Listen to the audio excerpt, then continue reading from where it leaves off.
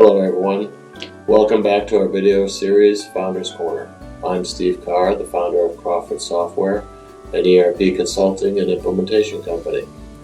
Last time we discussed the challenges such as meeting customer expectations or inventory shortages that are indications your company could benefit from implementing an ERP system.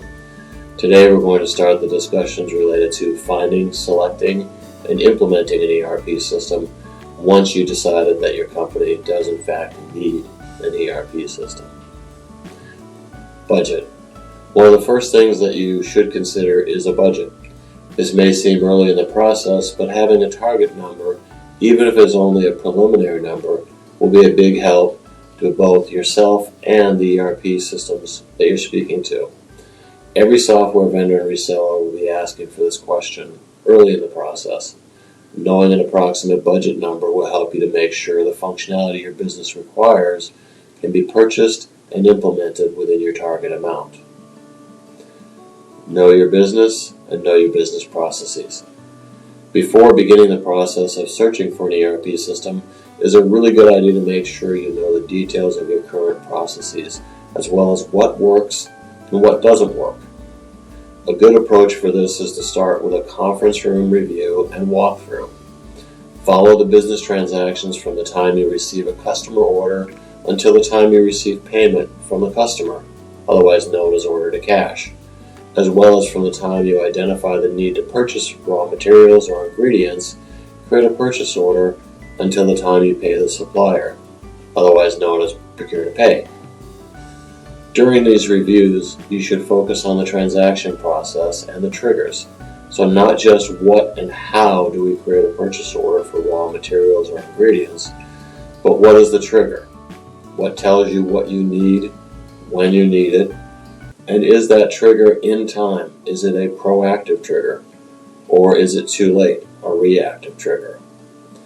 The team members should be in one room and walk through the steps, the business processes, and handoffs as how does manufacturing know that a customer service order has just been booked, when it was promised, what the quantities are, and the other information.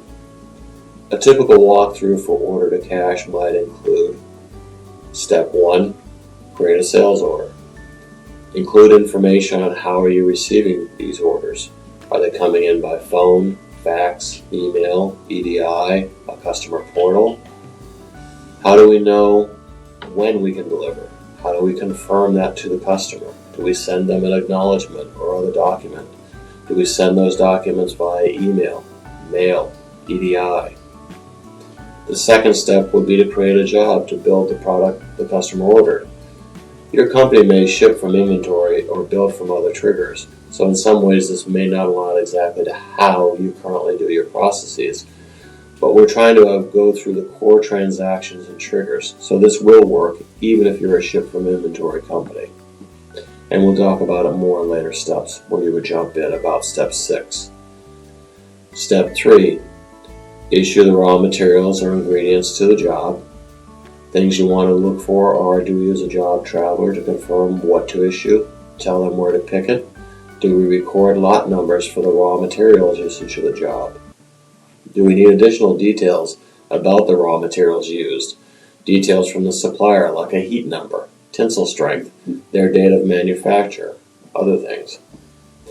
Step 4. Record the labor against the job. Do we process the entry in real time? So are they clocking in and clocking out of the job as they're working? Or do they write it down on paper and do you record it the next day? Step 5. Receive the completed product inventory.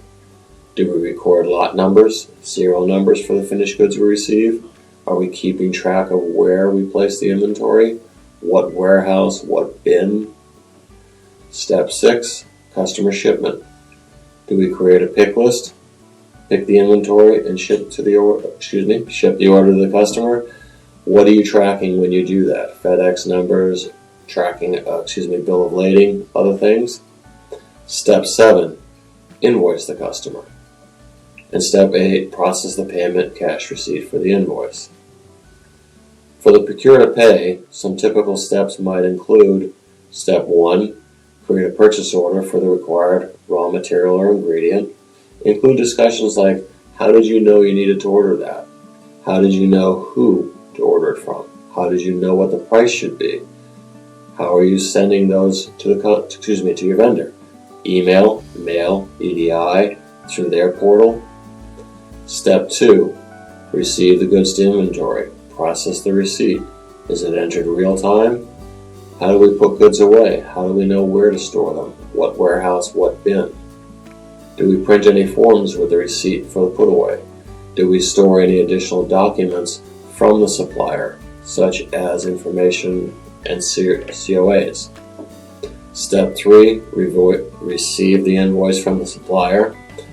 Do you process three-way matching? Do you have freight or miscellaneous charges that you need to add at the time of the invoice receipt? Do you have payment terms and discounts to consider?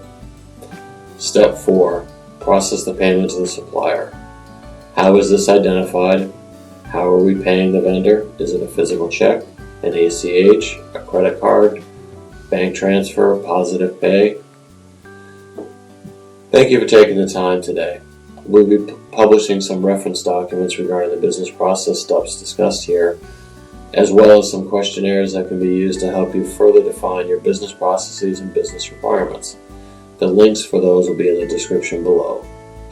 The next video will discuss documenting the requirements from these business process review sessions, categorizing them as far as must-have, nice-to-have, something very unique to our business. We'll also include how to review the results to look for opportunities for improvement with the implementation of your ERP system. Thank you again, and have a great day.